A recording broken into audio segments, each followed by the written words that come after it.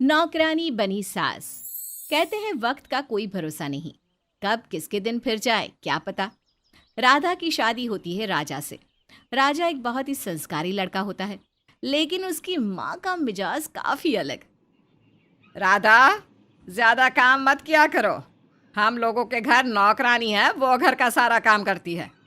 तुम बहू हो, अभी नई नई शादी हुई है, तुम आराम करो। तभी ससुर आ जाते हैं। कैसी बात करती हो लिली? बहू आराम करेगी तो काम कौन करेगा? नौकरानी कमला करेगी काम। आखिर तनख्वाह देते हैं हम लोग उसे, तो काम नहीं करेगी क्या? तुम दोनों सास बहू कान खोल कर सुन लो। कमला काम नहीं करेगी, वो सिर्फ राजा का ख्याल रखेगी। लेकिन पापा जी, मैं हूं ना इनका ख्याल रखने के लिए, फिर मैं क्या करूंगी? नहीं, तुम्हारे पति यानी मेरे बेटे को कमला ने संभाला है, वही उसकी माँ है, और वो इस घर में राज करेगी। काम करने के लिए तुम दोनों हो ना।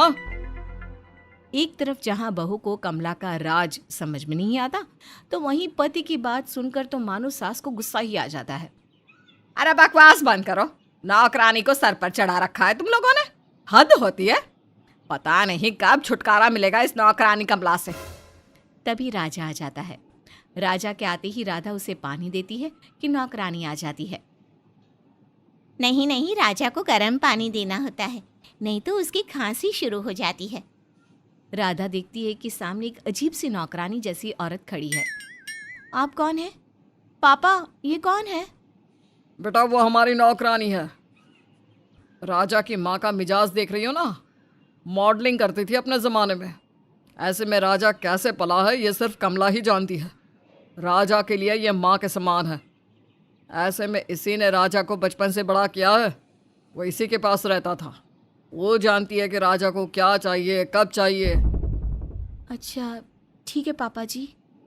तभी नौकरानी, जो कि काफ़ी सालों से उस घर में होती है और खुद को राजा की माँ समझती है, राधा पर सास की तरह हुक्म चलाने लगती है। अगर मेरे बारे में पूरा ब्यौरा ले लिया हो तो ज़रा तेल गरम करके ले आओ, राजा की बाल में लगाना है। कितने सूखे लग रहे हैं बाल। राधा को अजीब लगता है कि ये क्या हो रहा है। सास है जो उड़ी फिर रही है, और नौकरानी खुद को सास मान रही है। माननी किसकी बात है? वो कंफ्यूज हो जाती है कि क्या बात है बहू, कमला की बात को सुनकर अनसुना क्यों कर रही हो? वो राजा के बाल में तेल लगाने के लिए तेल मांग रही है ना, ला कर दो उसे। और हाँ बहू, कमला की कोई बात ऐसी ना हो जो तुम ना मानो, वरना ठीक नहीं होगा, समझी? ससुर की डांट सुनकर राधा चुपचाप तेल गरम करने चली जाती है।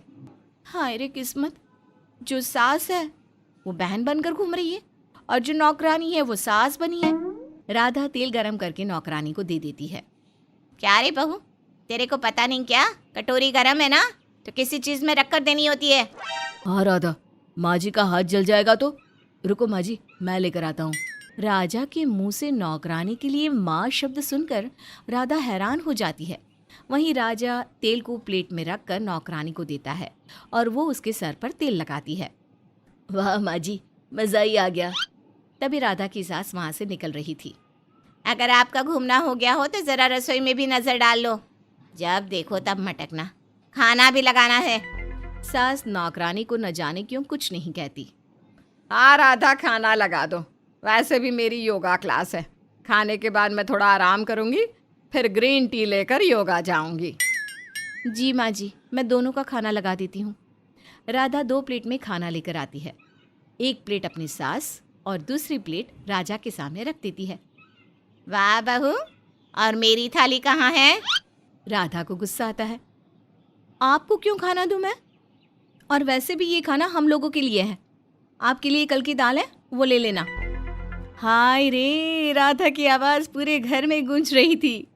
राधा की सास हैरानी से राधा की ओर देख रही थी। तभी वहाँ ससुर आ जाते हैं। राजा भागकर नौकरानी का हाथ पकड़ लेता है। कितनी ज़बान चल रही है इसकी। अरे जिस पति की पत्नी बनकर आई है ना, उसे मैंने पाला है, मैंने, समझी? खाना कैसे नहीं खिलाती तू, वो मैं देखती हूँ। और रहा सवाल कल की दाल का, तो अब वो दाल तू खाएगी। बढ़िया ही। राधा, यही संस्कार है तुम्हारे घर के? अरे बड़ों से बात करने की तमीज़ नहीं सिखाई तुम्हारे माता पिता ने? देखिए पापा, एक नौकरानी के लिए मेरे मम्मी पापा के संस्कार की बात नहीं करे तो अच्छा होगा, समझे? राधा ये बोलकर वहां से निकल रही थी कि तभी अचानक उसके कान में उसके पति राजा की आवाज आती है। देखो राधा, कमला माँ का अपमान करके तुमने ठीक नहीं किया। या तो तुम उनसे माफ़ी मांगो या घर से निकल जाओ। अरे, ये तो किसी फिल्मी ड्रामे की तरह लग रहा है। नौकरानी से माफी, नहीं तो घर से बाहर। ये क्या माजरा है? राधा नौकरानी से तभी तो माफी मांग लेती है और कमरे में चली जाती है, लेकिन वो ठान लेती है कि वो पता लगा कर रहेगी कि क्या सिर्फ इसलिए कि नौकरानी ने पति को पाला है वो इस घर में राज कर रही है, या फिर मामला कुछ और है। राधा अपनी सास के पास जाती है। माँ जी, मैं अंदर आऊं? राधा की सास बेहद हाई फाई सी औरत थी। वो राधा को देखकर कहती है, हाँ हाँ राधा, बोलो क्या काम है? सब ठीक है ना? वैसे सुबह तुम्हारी बेइज्जती देखकर अच्छा नहीं लगा। पर सासू माँ, ये क्या है? नौकरानी को इन्होंने और पिताजी ने इतना सर पर क्यों चढ़ा रखा है? वो क्या है ना, राजा को उसी ने पाला है। मैं तो मॉडल थी, अपने शूट में बिजी रहती थी, लेकिन अब लगता है कि मैंने अपना घर बर्बाद कर दिया। कई बार सोचती हूँ कि इस नौकरानी को सबक सिखाऊं या घर से निकाल दूं, लेकिन राजा के पापा और राजा उसे इतना मानते हैं कि वो लोग मुझे घर से निकालने के लिए राजी है, पर नौकरानी को नहीं। तो ये बात है। तो इसी बात पर नौकरानी जी हवा में उड़ रही है। चिंता न करें माँ जी, मैं ही इसे ठिकाने लगाती हूँ। रात में बहू पति के पास जाती है और कहती है, वो क्या है ना, शादी की बात कहाँ कहाँ क्या क्या इन्वेस्ट करना है, उसकी प्लानिंग के लिए मुझे आपके और अपने फाइनेंशियल संभालने होंगे। समझ रहे हैं ना आप? तो आगे से सैलरी आप मुझे दीजिएगा, पापा को नहीं। पापा को तो मैं वैसे भी नहीं देता, मैं तो कमला माँ को देता हूँ, वही मेरे पैसे का हिसाब रखती है। राधा को तो मानो कांटों खून सूख लेता है। क्या? नौकरानी को? नौकरानी को कौन अपनी तनख्वाह देता है जी? देखो राधा, मैं आखिरी बार बोल रहा हूँ, नौकरानी बोलकर उनका अपमान ना किया करो। अब हाँ, गलती हो गई, सॉरी। अगले रोज वो सभी के सामने कमला से कहती है, आंटी जी, वो क्या है ना, मुझे और राजा को एक बड़ा घर लेना है, तो उसके लिए अब तक राजा ने जो पैसे कमाए हैं ना, उसकी सारी डिटेल मुझे चाहिए, क्योंकि वो तो सारा पैसा आपको देता है। आपके पास कितना कब कहाँ खर्च हुआ उसका हिसाब तो होगा ही। नौकरानी घबरा जाती है, लेकिन फिर भी हाँ हाँ, और क्या, वैसे भी उसके पैसे जैसे कि तैसे ही है, मुझे राजा के पैसे से क्या लेना देना। उस दिन कमला घर में परेशान से घूम रही थी। थोड़ी ही देर में, अच्छा, मैं ना अब घर जाऊंगी, वो क्या है ना, मेरा बेटा आने वाला है, वो बाहर पढ़ाई करता है ना। कमला निकल जाती है और उसके पीछे निकलती है राधा बहू। आज तो मैं इसका राज सबके सामने लाकर ही रहूंगी कि कैसे इमोशनल करके ये कमला इस पूरे घर पर राज कर रही है। लेकिन ये क्या? राधा देखती है कि कमला एक बहुत ही सुंदर से घर में घुसती है, जिसके बाहर लिखा था कमला निवास।